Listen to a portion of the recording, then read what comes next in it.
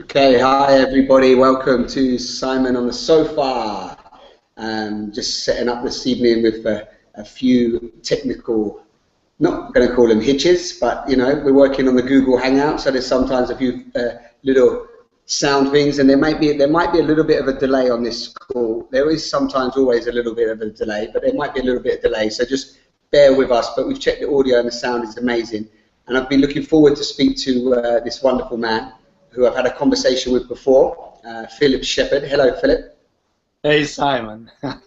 I really like the fact that you're on the couch. You know, it's not false advertising. It really is Simon on the couch. Exactly. Yeah. I was actually going to do it in the kitchen, and I was told no, I have to do it on the sofa. So I like that. I've got my team with me today, so it's. I've got my team, so we're good. Yeah, we're full steam ahead. So I'd just like to take a moment, if you're happy with, maybe we just breathe together, and you know, we've had a few little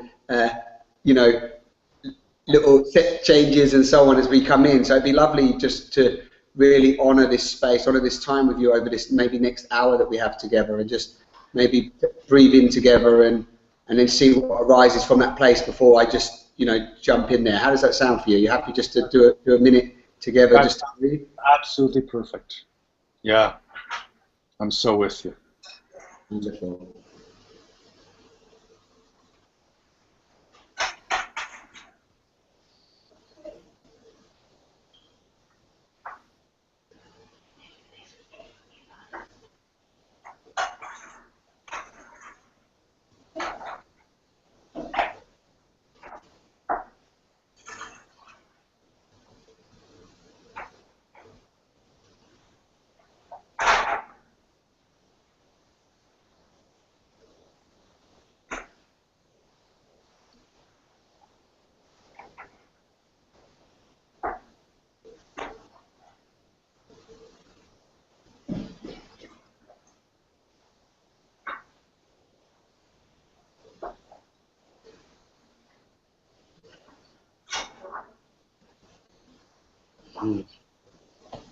So what's really lovely for people listening and people that are tuning in either live or on the replay is that wherever you've come from today and you've found this talk, it might be a nice opportunity for you also just to take a moment to breathe, a moment just to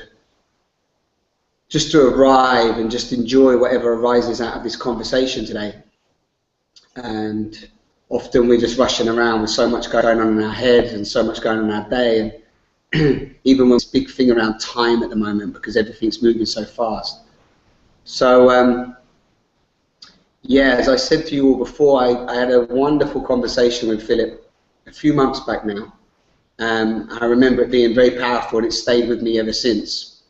And it was about wholeness. And Philip is touring around the globe at the moment, taking what he is calling a workshop, you could say, an inquiry, a dive into what it means to live radically whole. And I'm not going to say any more than that because I haven't experienced it, but I mean, maybe we could just, before we even necessarily go there, Philip, it might be lovely for you just to share with the people listening who you are in this moment, what's happening for you, and what's maybe coming up from that little moment of silence. How do you feel about that? Yeah, talk tonight and a workshop this weekend, which I love because the workshop, you know, the talk is this context of ideas, and the workshop is just try this. How does that feel? Try this. What do you notice? So it's experiential, and I never say, you know, when you try this, you will find that, because I don't know what somebody's going to find, but how it's like an itch, how we need to understand, and that need very often obscures our ability to just feel. And you're trying to understand what's happening, what is, and you've, in effect, unplugged from it, from what is. So you've lost the ability to feel it because of your scrambling already to understand it. It's you know, like what they call monkey brain. It's a very, very interesting thing to observe. And I am doing this, this workshop on radical wholeness. And, the reason I call it radical wholeness, I mean, first because the word radical means root, and I'm dealing with our rootedness in the world. And that sort of leads to this other thing that we give lip service to wholeness. It seems to me that as a culture we've departed so far from an experience of wholeness that we cobble together these approximations of it without even realizing how far we've distanced ourselves from it. So, we talk about being whole in body, mind, and spirit. And there's no such thing as wholeness within the envelope of the skin. There's no such thing as wholeness that stands independent of our embeddedness in the present and in the moment. So you can't, close off the self and find wholeness. It's just that stands somehow apart from the swirling energy of the present around us. And that disconnection from the world in our own minds leads to inflicting damage on it, unwittingly or even deliberately, in the belief that you're not thereby also damaging yourself. I could just sit with that for the next few days.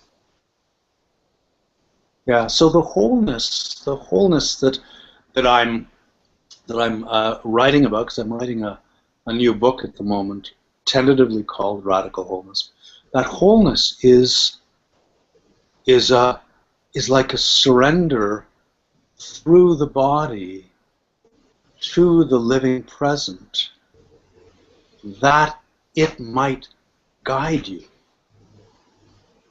So what we're so used to is living in a state of self-consciousness where one part of us is telling the other part what to do and how to do it. And in that enclosed paradigm, we are immune to the guidance of the world around us. We're immune to that deep, deep intimacy in which the present touches you and you feel it calling to you in some way or other. It never calls the same way twice. Wonderful. So just to play, not rewind, but just to be with that. So in terms of like this idea that we're separate, are you pointing to that ultimately we're whole all of the time? We are whole, but we've disconnected ourselves through programming, conditioning, belief systems, structures that we're not experiencing that deep intimacy in the present moment. Like the noise and the structures that we've built up or whatever, probably learned behavior and learned from our past is what has caused the disconnection from that intimacy and that deep connection to the present moment. Yeah, there's another perspective on it that that collaborates with that, in that, in effect, we are not living intelligently. And one of the reasons, and I mean in our personal lives and on, whole-scale cultural, societal level, and one of the reasons for that is that we totally misapprehend what our own intelligence is.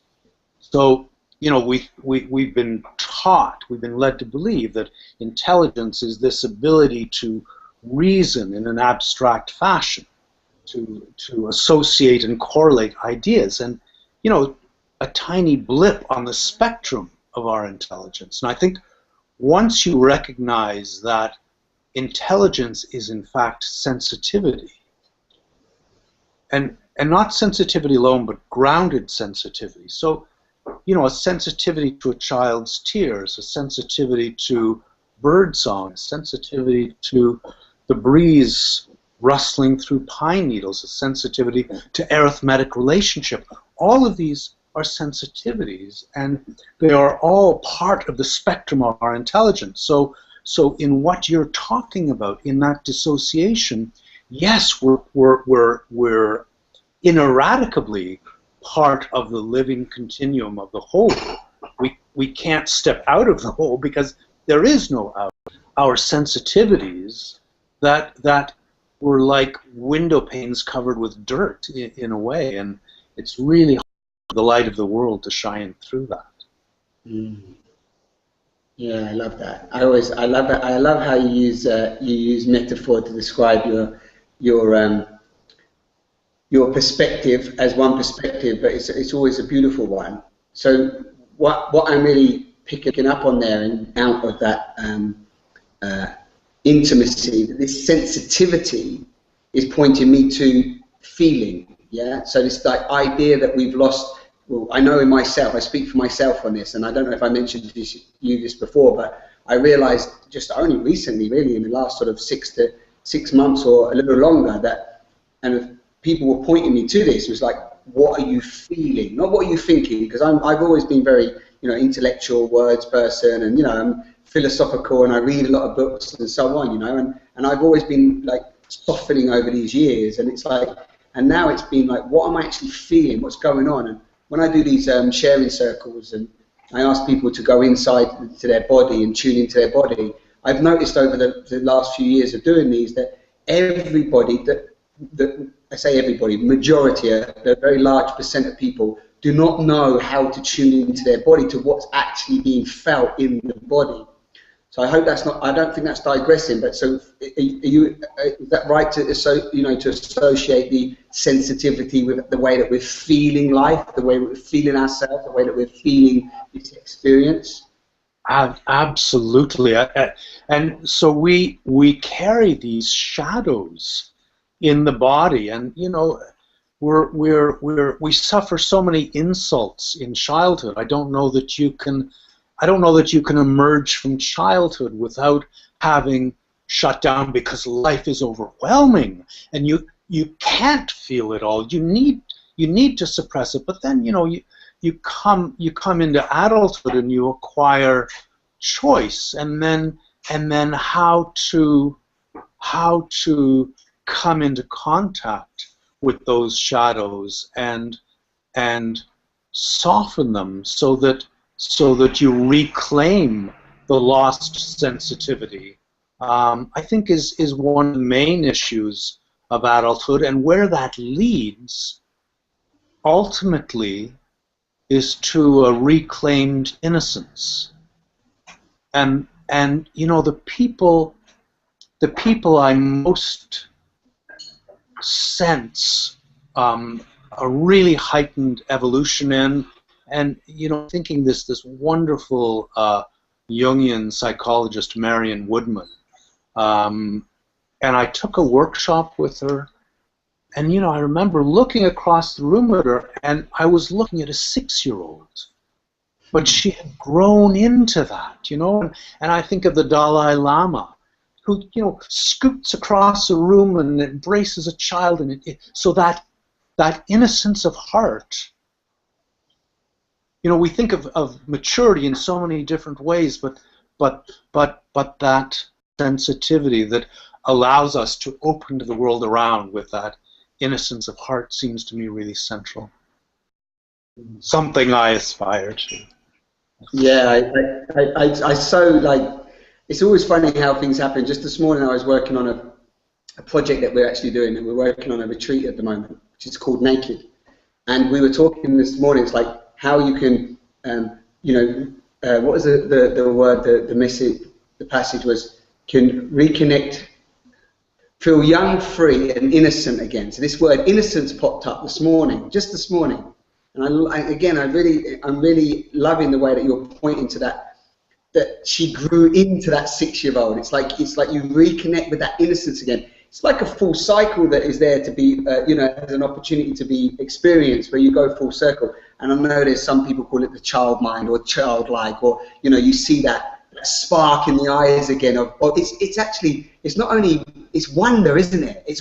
I call it wonderment, or again, I know for people listening, because me and you have spoken, I don't know if I said to you before, but it's like awness. You're in awness. It's like everything becomes so like almost like you see it for the first time again. And it's like, wow, this life, this I'm part of all of this, this intrinsic web of creation, and I'm here. And in that place, you can't harm anything. You can't. It's almost like you can only open, and then you only want to serve in that opening for others to see that magic. Which brings me back, I don't know if you know the etymology of the word innocent, but it comes from the Latin to do no harm. So that thing, you can't harm anything, that's the meaning of innocent. And for me, the deeper meaning behind that, when you reclaim your innocence, is you are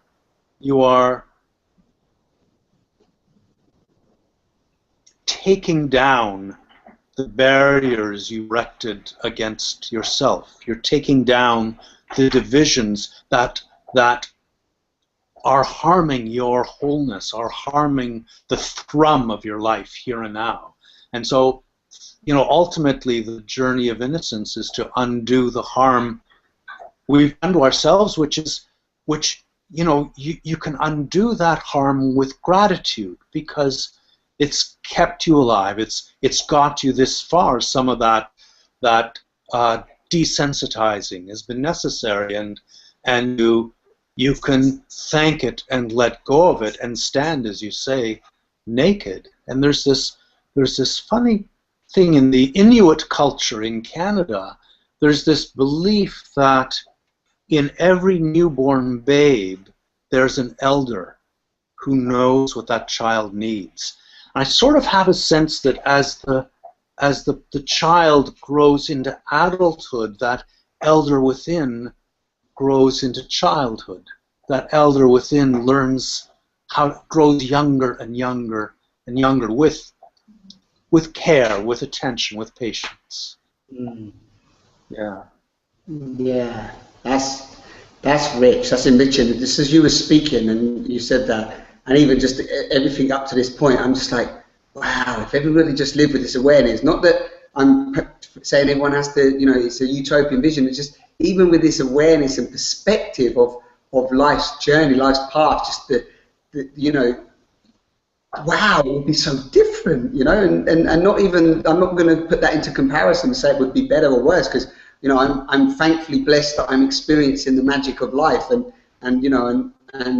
so I know it's there for everybody. I always say, if it's there, if I can experience what I'm experiencing, then absolutely every single being can, and not because they should, and it's great because I am, but it's there, isn't it? Like you said, it's like you're in it. It's there for everyone. It's inclusive. It's not exclusive. It's not like some, you have to be the Dalai Lama, or you have to have studied and got a PhD, or you have to be that. I mean, I'd love to hear what because I know that you're very grounded, and I know that you've also, you've been an actor and you've been on your own path. So I'd love you to just share it. This is there, isn't it, for everyone?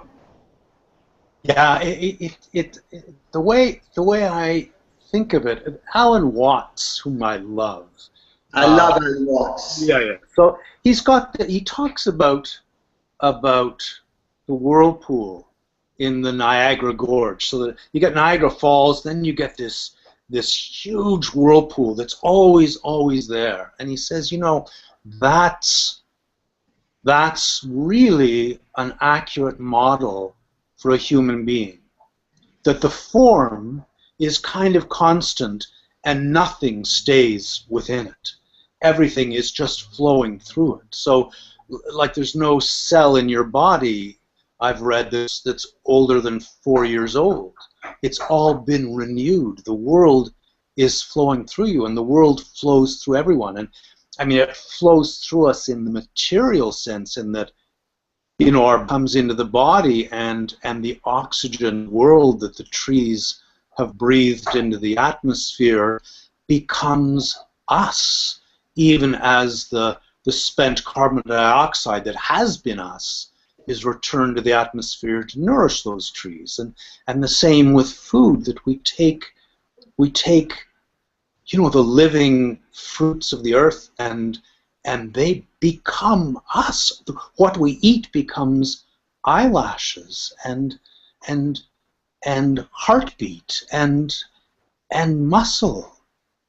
It becomes us, and then it moves through us again to nourish the earth, although since the invention of the toilet we're doing less and less of the nourishing of the earth in that way. But in a similar way, you know, the energy of the world, it's always there to move through you. And we think of information in such an impoverished way. We think of information as bits and pieces of knowledge and facts, and the deeper truth of information for me lies in that word inform. So when the energy of the world passes through you, if you can allow it to pass through a stillness that you bring yourself to, it informs you more deeply than words can plumb. It informs you, it illuminates you. And you know, that attachment to knowledge that we've got, which is like that monkey brain wanting to understand what you don't even allow yourself to feel, that attachment to knowledge has perverted what we understand self-knowledge to be. So, you know, we think of self-knowledge like a grocery list, like, well, this is my favorite color, and this is my favorite TV show, and these are my values, and, you know, you list it. And that's the opposite of self-knowledge. Self-knowledge, I mean, if knowledge is sort of a self-centered understanding of the world, you possess it, and you're at the center of this knowledge that orients you to the world. Self-knowledge is a world-centered understanding of the self. You are illuminated. Who you are is illuminated only as you come into relationship with the world around you. So it's a world-centered understanding of, you know, you look at a little fern kind of pushing up through the leaves, and it illuminates, you discover something about yourself even as you come into relationship with that young green shoot. And it's the same with a river, with the sky, with another person. Each of these relationships is illuminating, so you discover who you are by surrendering to the world around you and coming into relationship with it in that way of the innocent heart. Ah, the innocent heart, wow. Wow, I'm just digesting that. I'm just here listening, and I'm just digesting that. You just said some beautiful things. This is like poetry. I'm enjoying this. This is like awesome. What a wonderful conversation. I'm fully feeling enriched just by listening to you, Philip. Thank you for showing up. And we've got some live viewers tuned in with us now, so thank you to everybody. And you said something there that while we're trying to obtain knowledge, we're losing. No, we're trying to obtain knowledge that we're not willing to feel. Something along those. Can you remember what you just said? It's like we're always trying to understand our situation, and that comes before we've allowed ourselves to feel it. So until you surrender to the present, you can't feel it. If you can't feel it, how can you begin to understand it? Exactly. Exactly. If you can't feel it, how can you understand it? Because it's a direct experience that even if it's unconditional love, even if it's any of the words we throw out there willy-nilly, if you haven't had the experience, the feeling, when you know if somebody has or not, you can tell, then it is just words, isn't it? It's just like you're trying to actually point to something which you have no clue about. And even to the extent that if you internalize the message, I should feel this, you're in a state of self-tyranny. You know what you should be doing, and you're making yourself do it. which is so different to a surrender to the living pulse of the present without expectation, with, you know, in a place of ignorance. And, you know, ignorance is allied with innocence. You know, you're innocent of knowledge. You can't know the present. You've never been here before. You are ignorant of it, and it's only in that place of ignorance that it can begin to whisper to you. Yeah, it's only there. Carry on. Yeah, it's only in the ignorance. This is like a full. We're talking about the full letting, even needing to know anything. You are, well, because if we point to this and say this, it's as if we know, and then that takes you away from it, right? Because it's like, yeah, the mind is trying to work out already. As I was speaking, I'm like, and the mind tries to work out like it's worked something out. Like, I've got it. This is it. This is the answer, right? And it's like, even in that moment, you're like, no, step back. Yep. You know? Yeah, exactly, and you know, it's not that I'm saying, oh, don't bother with knowledge, don't bother, but it comes back to wholeness. So we know how to capture facts and bits and pieces of information, and we hang on to them in the hope, in the belief that if we can capture enough of them, it will add up to a whole, and it never will. The whole is always going to leak out of it. But in that belief, in that capturing of these bits and pieces of knowledge, we're always trying to get it right, and we're always putting ourselves in charge. And if the issue isn't that knowledge is bad in any way.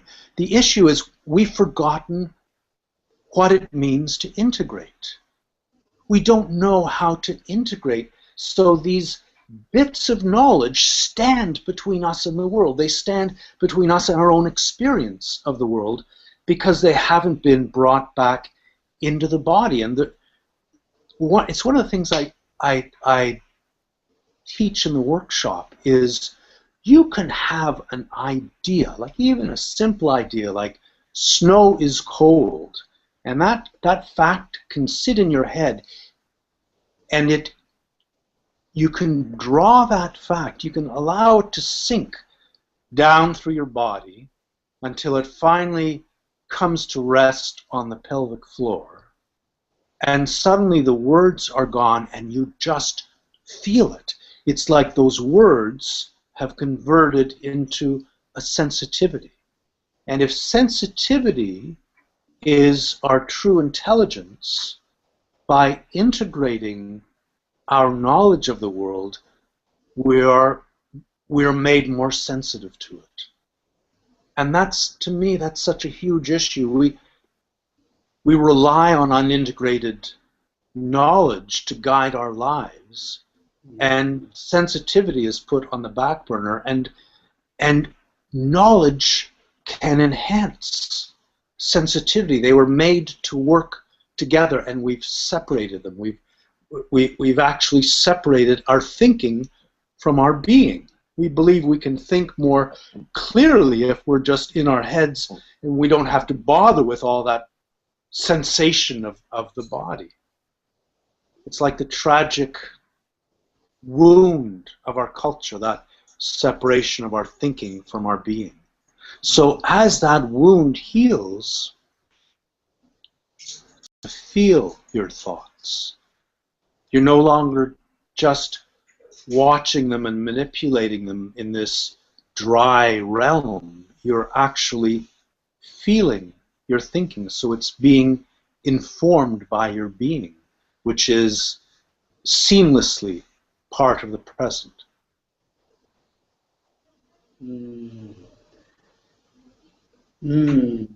So much there again to go on. I was going to say to you, let's go into, let's speak to that. Let's speak to that place of disconnection, and maybe why that's arose. Because I'm always thinking about, like, ultimately where we are at the moment, Philip, is everything you're talking about is this integration, this reconnection, this seemingly, like, you know, I used the word emergence recently, this emergence of a new way of being. And often, depending on where you are or what philosophy you've listened to, or what, you know, what messengers along the way, you know, there's sometimes this idea that, you know, and there's this like remembering that we're coming back, and I hear that as one way of describing it. But based on my own experience, just somebody who, let's just take somebody who's just come to this talk today, or just started to ask deeper questions about who they are or where they're at and so on. What you and I are talking about is very much a very, I would say, sort of an inward experience of really looking at all of those aspects of the whole, you know, our sensitivity, our feeling, our vulnerability, our emotion, our shame, our guilt, our anger, you know, the body, all that's going on in this magnificent, you know, pulsating, just, you know, wonderment that we've totally run away from, avoided, got caught in consumerism, materialism, you know, out of aligned ego, separatism, you know, you name it, you know, the list could go on. So I'd love if you'd like to just go into that, like that, where we're at this point in civilization. It feels for me, with everything you're sharing, and I remember our first talk, is that I don't see, and this is just me throwing out my little mind theory on it, is that I don't see a continuation of the human species occurring if we don't integrate into the awareness of that wholeness. You know, I don't know what arises for you from that place. Lots. You know, I somewhere in my book I say our entire life's path is shaped by a tug of war between our desire to forget and our desire to remember. Those two desires are so active in us, and we want to remember and we want to forget, and they shape our life's journey. And I think the desire to forget and the desire to remember they're about wholeness, right? We want to remember our own wholeness, and then it's too difficult. And I think in the journey, in the long journey that our culture has made, we've experienced our thinking in a localized way in our body. Like if you go way back 10,000 years, people experienced their thinking in the belly, and that actually rose up through the body. So, you know, in Homer's day, it was experienced, our thinking was experienced in the chest, and then, you know, it rose up, and now we experience our thinking in the head. And in terms of our evolution, to remember the whole, I think, is to depart from the experience of our thinking as such a localized phenomenon, and it becomes a field. So there's this axis in the body that connects the head to the pelvic bowl, and that axis is like a bar magnet that sustains a field around it, and that field is our consciousness, our intelligence, our thinking, our being, and the exchanges. And, you know, in a bar magnet, the North Pole and the South Pole are equally important, are equally needed. But the capacity for exchange between them, and in the same way that if you take snow is cold and you allow it to run down, it will integrate as sensation. But similarly, you know, when the astronaut blasts off from planet Earth and goes into orbit and looks out the window and takes a photograph of our Earth, it's a new perspective that is only made possible by having left that grounded place of Earth. It's when that perspective is brought back to Earth, and then he holds it out to people and he says, look at this, and we see that perspective, and we're newly sensitized to who we are in exactly the same way. You know, we do remove ourselves from our environment. We gain perspective on it, and And it's such a rich gift to have that perspective, but the way we live, we've stayed in orbit, and we're going round and round and round in our heads, gaining more and more perspectives, and we've forgotten that journey home, down to the body, down to that grounded place within, where that perspective is rebirthed as a sensitivity that allows us to live more intelligently. Yeah. You wouldn't believe I pulled a meditation this morning that described that, what you just said. I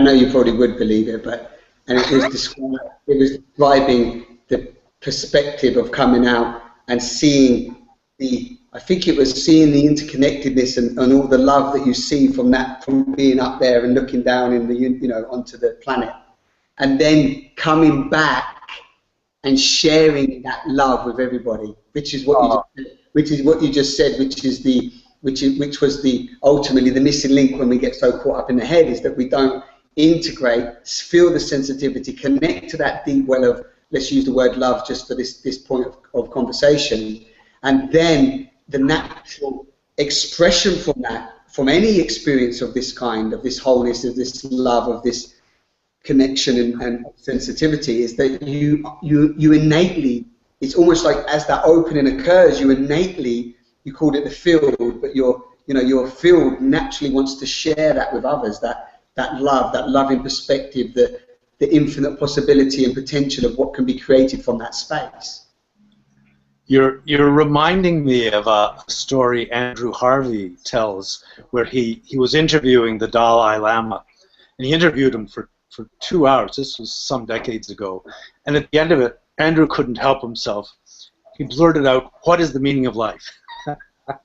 And the Dalai Lama laughed, and then looked at Andrew, and he said, "It's to embody the divine." And that threw Andrew for a loop, because up to that point, Andrew's attention had been towards the transcendent divine. And here was the Dalai Lama saying it is to embody the divine, which is exactly that part of your dream. It comes back down into the body. All that light lives in the body if the body is not endarkened. And it's those in the body, those barriers we ourselves have erected against ourselves, that it's like the dirt on the window pane. We lose our sense of our own light as a result. Mm. Yeah, and again, sometimes when I hear this, as you know, I'm totally resonating. When I hear this, I think of the world, and I think of the way it functions, and obviously, everything I do is based on, in service to obviously what I've seen in the world that I feel doesn't work. Yeah, so there's a sort of you could say a judgment to some extent. I've always pondered this, because I've always been like, well, unconditional love is like no judgment, expectation, and condition on yourself or another. So if you judge another, you can't love the other. So I've always been toying with that. But then I'm also knowing that I obviously do see that certain things in the world that function and could do with fixing, or I see how much, pain is experienced. I've also witnessed and experienced a lot of pain myself, and seen that, through integration, you can transform and experience, something of vast joy. But then when you're speaking and I'm hearing this, and we know there's so many messages out there, Andrew Harvey, the Dalai Lama, and the list is endless. There's so many beautiful people. I often wonder, well, in that space, is that just the human experience? It's not to say that suffering shouldn't be there, as you know, your very good friend and my recent talk with Jeff Brown, as Jeff Brown says, just to bring him in here, because he's such a wonderful way that he describes it. It's not about, running away from suffering, running away from the dark side, running away from the grit and the crap. In fact, he's saying, look, unless you get into that, you're not even going to move through it and experience something of vast joy. So, yeah, that was just coming up to me there, because I've often you could say, struggled with that, not to look out there and go, it should be like this, and everybody should be in love, and everybody, you know, there wouldn't be so much suffering and poverty and separation and competition. However, in the space that we're talking about today, none of that actually exists. But that's what it feels like. Yeah, it's there's a lot there. All of those impulses about judgment and you know, we have these phrases about bad emotions, as though like anger's a bad emotion. We shouldn't have anger. So we are devoted to creating the right way to live as an idea, so we can make ourselves live the right way, and then we can win. Because if you're living the wrong way, you might not win, and you have to win, and so you have to know how to win. And you know, Joseph Campbell talks over and over about these two parts of the self, the hero and the tyrant. And a very strange thing has happened in our culture where we have inverted the roles. The mythological tyrant is held up by our culture as the hero. So Joseph Campbell talks about the tyrant as the man of self-achieved independence.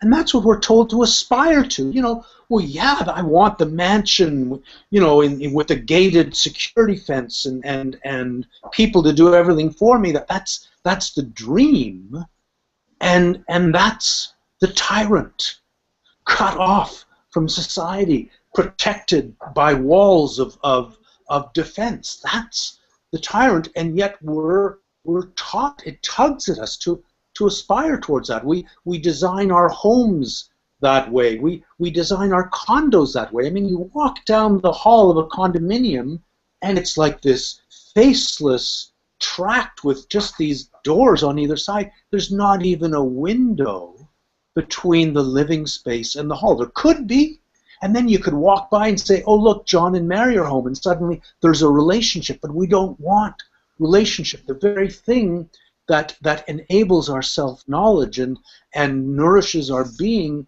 we seek actively to diminish as we aspire towards the tyrant's goals.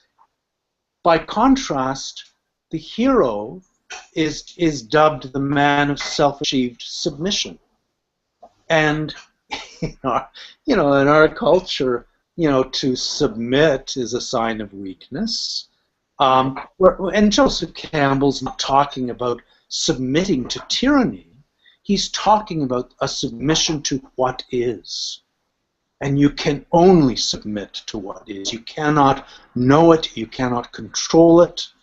You can neglect it. But anything other than neglect can only be won through submission. And we're so fired up to succeed, and even our notion of success, we've defined success in such a way that it has nothing to do with wholeness.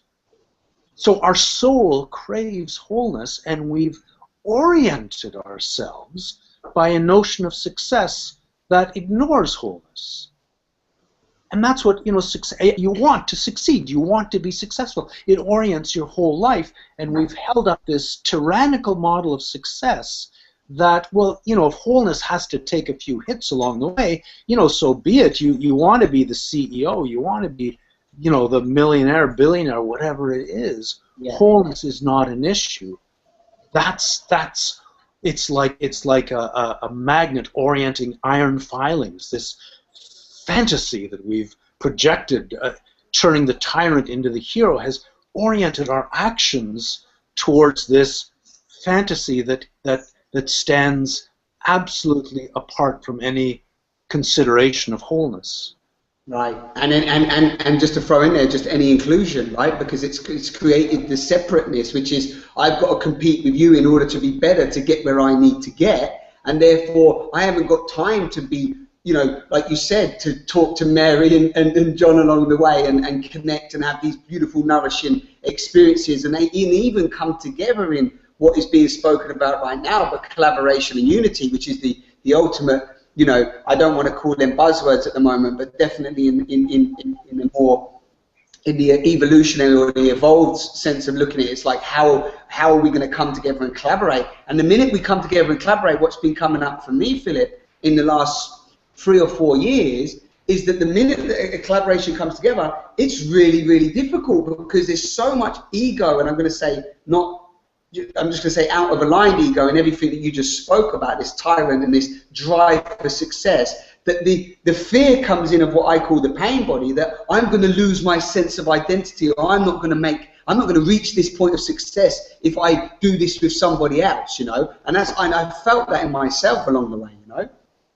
Yeah, it is impossible to come into a place of unity with someone else if you bypass finding unity within yourself.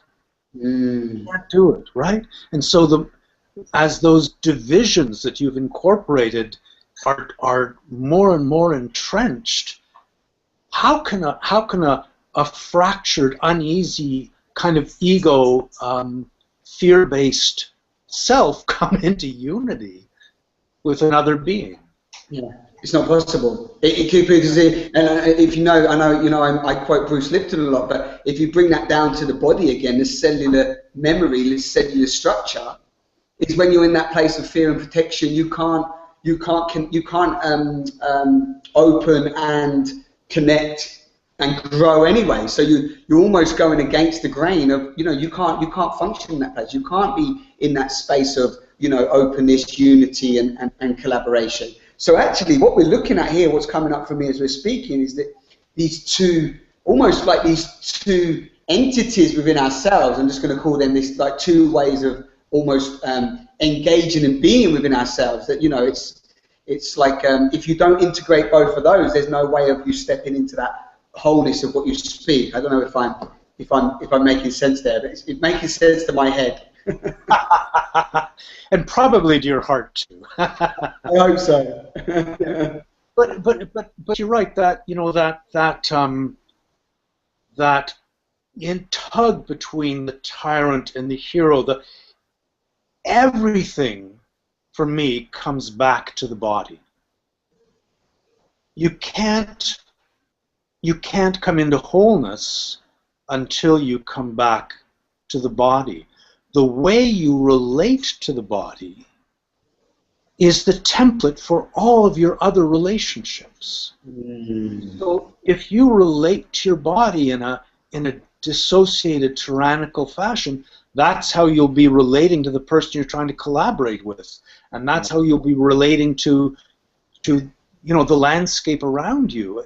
It sets every single relationship has the stamp of your relationship to your own body, and we are so far gone in that regard. Right.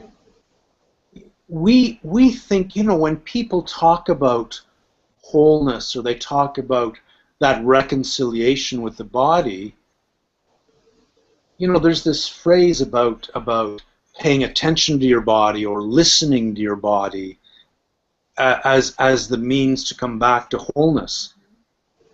And if you think about that metaphor about listening to your body, it's basically saying, you know what, your body is in the room next door, and it would be really prudent once in a while to press your ear to the wall that separates you from it to find out what's going on over there.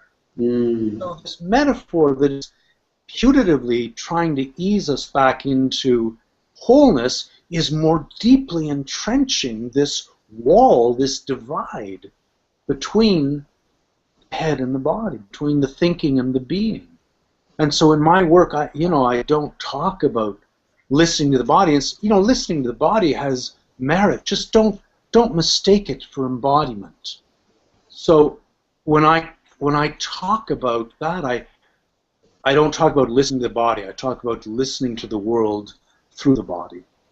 Yeah, yeah. I want to just let's just keep the let's just repeat that, because that's a key for people listening as well. Because and again, the mind thing is, like you said, listen to the body, and almost there's a disconnect with that, because people don't actually know what they're listening for. Hence why when I'm asking people to share what's going on in the body, they're not really knowing. So you're saying, so just repeat that again. So you're saying engage with the life.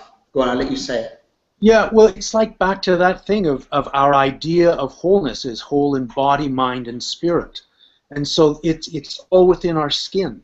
It's all like as though the individual could be separated from the present, from the world around them. So that idea of listening to the body is in fact more deeply asserting the divide between our thinking and our being. And so what I teach instead is listening to the world through the body.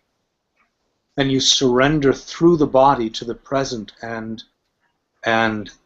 there it is, this companionship. To drop into the present is to drop into this maternal embrace that knows you more intimately than you know yourself. Yeah. Yeah, I love that. And actually, in that moment, as you were speaking, I'm saying that's actually where, in 2007, I shared this, and it's so amazing, because when you first originally have an experience, you share it one way, and then over years of inquiry, you start to go, oh, actually, maybe this happened. And as you were speaking, in 2007, when I had a more recognizable shift in perspective, you could say, is that one of the things that did happen was all of my senses heightened. And I had personally, obviously, we do many things in life that heighten our senses, and I personally, before taken drugs and done a number of things, which you could say, which were damaging the body and blocking my connection of what we're speaking about today, on many respects, the amount of alcohol I drank, etc., etc. And this is not just to say that everyone that drinks alcohol is bad, but the point that I was very much numb and desensitized, immensely more than I am now, you can imagine. And as you were speaking, it's like that almost union with the present moment that you were talking about. It's like all your senses seem to heighten. That's what happens. That's what I was feeling, like the hearing, the touch, all of it. So I was just getting that anyway from what you shared. Yeah, but that sense that the world is vividly alive and is not separate from you. I mean, it's, you can differentiate, but you're trying to differentiate continuous. I've got the loudest motorbikes in the whole world going past me. They say, I think we've got to try. I'm living in a quiet area. I think we've got a tribe of Hells Angels just decided to go past it. That was hilarious. I really wanted to hear what you were saying, and they were just roaring. So has the motorcycle gang passed on? Yeah, that was the motorcycle lovers. Yeah, sorry, go back. Just speak to that last bit, please. Oh, I was just saying how it's not that self and world are all blended together in the same thing. There is a self that stands in the world, but you can't find the boundary. With every breath, the boundaries being obscured. With every heartbeat, the boundaries being obscured. So it's that opening to the world is ultimately opening to the self. Yeah. And the world, the aliveness of the world is only possible when you feel the aliveness of the body, and by that I mean when you're not governed by metaphors that tell you the body is cellular machinery. So as long as you acquiesce in that metaphor and you think of the body as cellular machinery, you will not feel the aliveness of the world around you. Yeah. Right? As you relate to the body, so you relate to the world. Yeah. The same thing. And that, so when, there is no awakening to the self. In one sense, there is only an awakening to the world, because that is the awakening of the self. Right, right. So beautiful, so beautifully described. I probably said beautiful, and people love me. I say beautiful all the time. It's my favorite word. It's so damn beautiful, because, you know, again, as I say, when this started happening to me, and I'm like overjoyed, and I had this connection to the world. I'm writing about this. You know, the world opened up. I started to see the trees, this, that, and the other, and, you know, people describe it as awakening, etc., etc. But moving on, this evolution of, you know, where I am now, that is exactly what it is. The world, that world, it's here. It's almost like through that, people becoming comfortably numb. I love that expression from a film I watched once with Leonardo DiCaprio and a few others. I think it was called Reservoir Road or something, or Reservation Road or something, and they were talking about, you know, just showing like urban lifestyle and how we're all in what you described earlier, these like boxes of separation, and it was just about how humans have become comfortably numb, you know, and what we're talking about here is that when you come into the body and really connect there, you connect, you know, simultaneously the world connects to you. There can't be any numbness in that. There's only aliveness and engagement, and actually that's where life thrives, isn't it? I love that word, thrive. You know, it's like that's where you connect to that that thriving essence of who you are. You know, you're alive, for God's sake. Excuse my French. Absolutely. That comfortable numbness reminds me of a phrase Joseph Campbell uses. He talks about the tyrant, as the tyrant exerts more and more control, which of course is our agenda in our own lives more often than not. He ends up living in an organized inadequacy, and I just love that phrase, the organized inadequacy of our lives. Yeah, pretty spectacular. To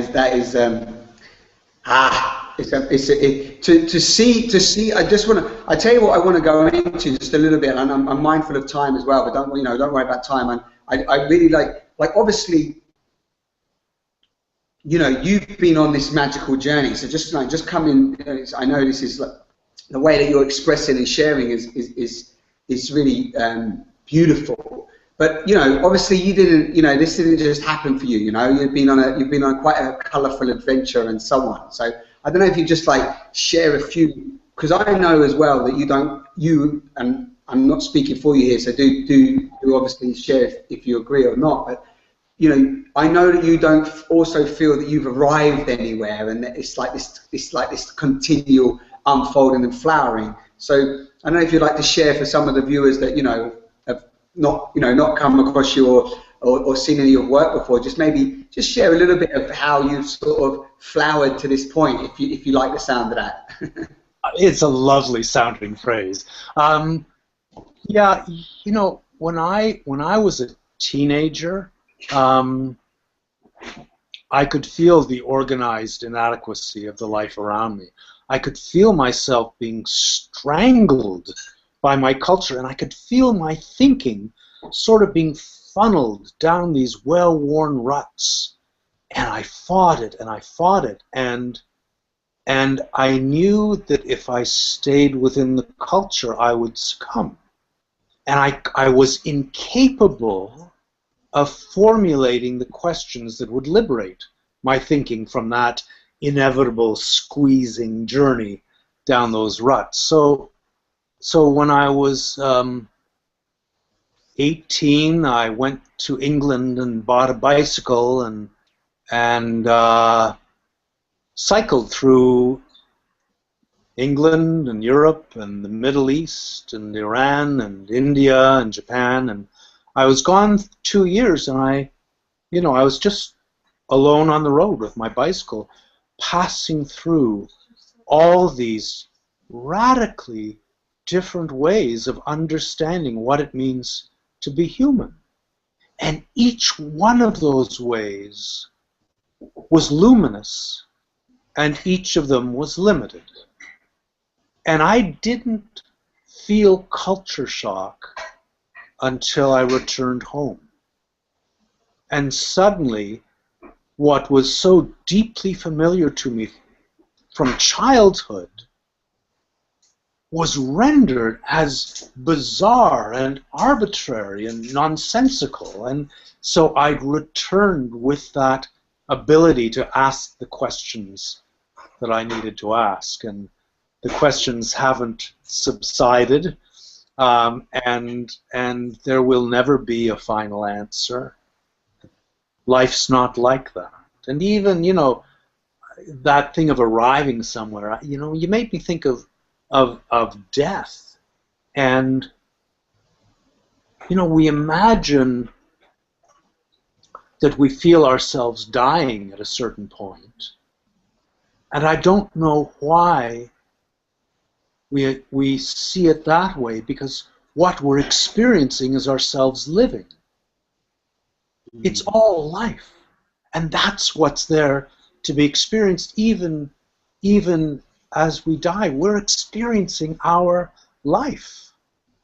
And, you know, it will come, and I can't begin to formulate the idea of arriving anywhere with any finality. Beautiful. It goes on. Yeah. It goes on, and also, and I love that you brought up death, because as you're speaking, it's not about the death, but I always say that death and life are connected. We seem to run away from death and shy from it and hide away from it, and we don't want to face that, you know, in every moment we're rising, passing away, every moment we're living, dying, you know, it's a simultaneous affair. But actually, when we take away the word, even life and death, and like you just said, you're just experiencing life in all its entirety, you know. And Stephen Jenkinson says a magnificent point about how, you know, death feeds life, you know, and it's like, you know, they're both one in the same, and it's not our it's actually not our role to even think that, you know, we're dying and ending, but it's actually what's our contribution to keep life going, you know. It's like, you know, it's like that, you know, and again, that's what you're talking about. That's that embracing the whole. That's embracing all that you are, without the attachment of the I'm coming to an end. Because I mean, even for people listening, just think, and I used to be like this, if you're always thinking about this end point of like death at any point, even if you think you're going to live to your 80 or 90 or whatever, you're ultimately straight out of what Philip's been talking about this whole conversation, which is embracing and integrating with the present moment. How can you be there if you're constantly thinking about the end game, you know, the end point? Amen to that. Amazing. So listen, you know, I know that we could just, like, you know, have a number of conversations, and you just said, you said something a moment ago, which is, you said something to me when we first spoke, and I'm just saying, I'm going to just say this. You don't necessarily have to go into this, but I'm just going to share this for the viewers, that the opposite of wholeness is self-conflict. So I don't know if you want to just throw maybe a sentence or so into that, if you feel, Philip. Yeah, I'd love to. You know, we wear ourselves out with self-conflict, and it's that tyrannical state, because the tyrant, the thinking, the ideas are separate from our living being, and we suppress, we work against ourselves in so many ways, and the only way to transcend that state of self-conflict is through a surrender to what is, because then there's the guidance. You no longer have to tell yourself what to do and strategize and work your agenda. You are guided in the same way that a surfer riding the wave is guided into shore. And you dance on that board, you play on that board, and you're guided every moment of the way through your sensitivity. Right? It's the surfer's sensitivity to the wave that lets him dance on it. Mm. Yeah, and again, he's even in the dance. The most beautiful dance is when you allow that sense. It's allowing that sensitivity in everything, isn't it? That's what's just coming to me in that. Like, you know, you and I are actors. You know, have been actors, and I know you still do some acting. And you know, some of the best acting, you know, no matter which way you look at it, those that are really acutely connected to the sensitivities of the roles that they're playing, aren't they? When people really connect to the character is when they've really connected to the sensitivity of the character that they're playing. You know, even if they're reenacting somebody that's lived before them, you have to connect to that sensitivity. So yeah, and that embodied sensitivity, it's like your body is responding to the world as that character's body. It's feeling the world in that way with that sensitivity. Absolutely. Yeah. Oh man, I mean, we could go on, but I'm just going to repeat. I'm going to read this out because I think it comes into a lot of it that I experience along the way, and I do, you know, coaching sessions. I don't like calling them coaching sessions. I actually have conversations with people, Philip, and this is like what I'm doing with you today. Is that I invite people to have these inner inquiries and conversations, and a lot of what I experience and I've experienced myself, and thus seeing and witness with others, is the amount of addiction that we have. Addiction to so many things, from food to drugs to dysfunctional relationships to, you know, consumerism to materialism to identity. You know, again, we could list them here. And I love what you said, that addiction arrives out of our disconnection, wholeness, and then we've got here wholeness or being. So again, do you want to just throw just a little? I know we're coming to an end of the conversation. I'm just filling this up with as much juice as possible. But yeah, I'm impatiently, you know, fitting it all in there. But yeah, just how addiction arrives out of our disconnection. I can so relate to that, because when I was a criminal and I used to take drugs and I used to do these things, is ultimately I was craving for connection, and in that, you know, I was very disconnected. Yeah, I mean, our culture teaches us to disconnect from our being, and what we crave is an experience of being, and so it leaves this emptiness within. But we're not told come back to the body, come back to being, and we reach for things to fill that emptiness, and we're trying to put that craving to rest, and we're driven through our lives by cravings, and what we crave is the experience of being present, not being separate and alienated from the world around us, but being breathed by it and being danced by it and falling in love with it.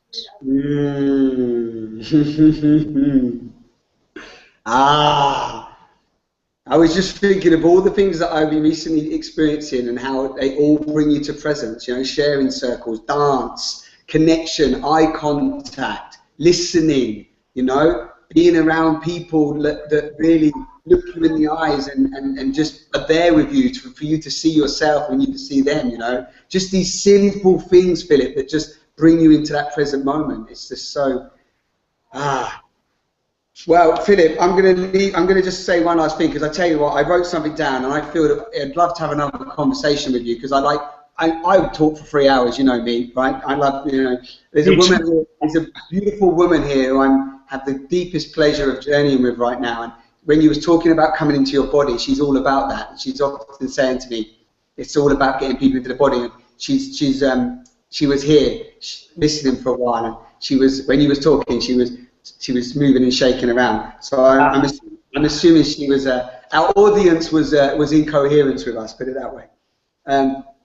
But I'd love to one time, maybe we can talk about, you quoted something once, and we won't go into it now, but I'm going to just let the viewers dwell on this, and they can come back to us on part 2. But in a head-based masculine culture, we give rise to 3 serious misunderstandings that drive our culture. And we misunderstand, which we've definitely touched on this tonight, and we could go into more depth into it, but we misunderstand what intelligence is, which you spoke about. We misunderstand what information is, and we misunderstand what thinking is. And I know we skimmed on that, and I know there's a lot there for people, but I just wanted to just really summarize that, and maybe we could even break those down sometime if you'd be happy to do that, you know, over the coming 6 months, a year, whatever the flow is for us.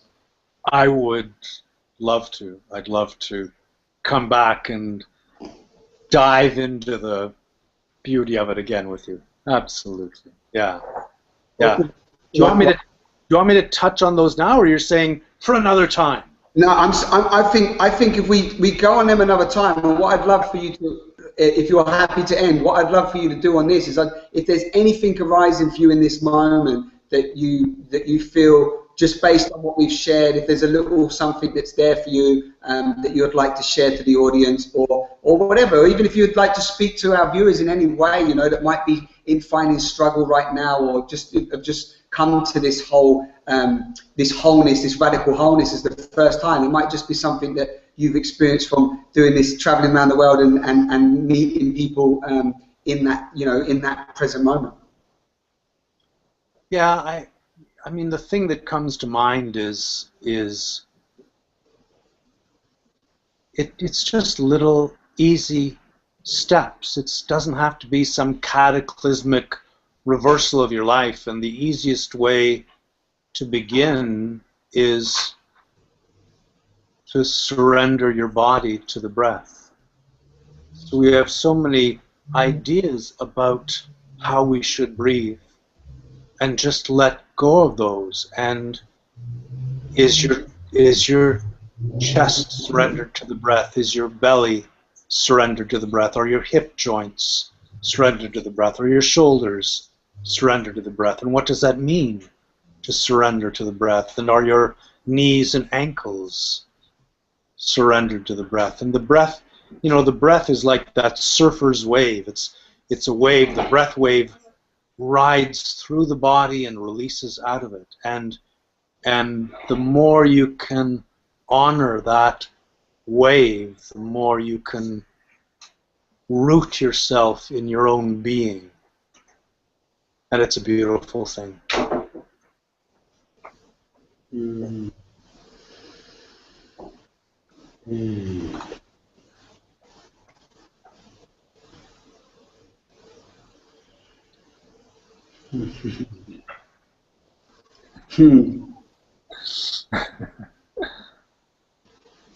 Mm. Philip, I got tingles, I feel full up, I feel nourished, I feel blessed that I could share this, however long we've spoken for, as an experience of myself, as I experience life more and more. And I just want to honor and thank you for your time today. And this has been our second time that we've had the opportunity to share. So I've both times taken so much from your offerings and your invitations. So I just want to honor and thank you for that. It's such a joy connecting with you, Simon, and going for a ride. I would do it anytime. Thank you. Yeah, thank you. Thank you to your amazing team of set dressers and technical crew today, and your magnificent set. And I want to say thank you to my amazing light producers and technical team here at the Sofa Base.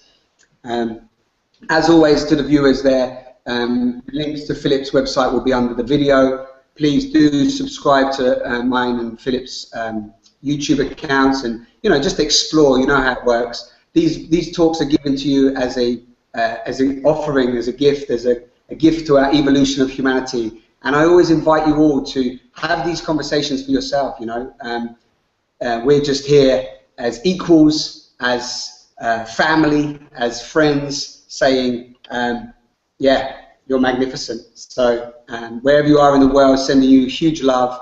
And I'm just going to say, let Philip say goodbye. And yeah, until the next time on the sofa, stay blessed. All the best. Much love. Bye-bye.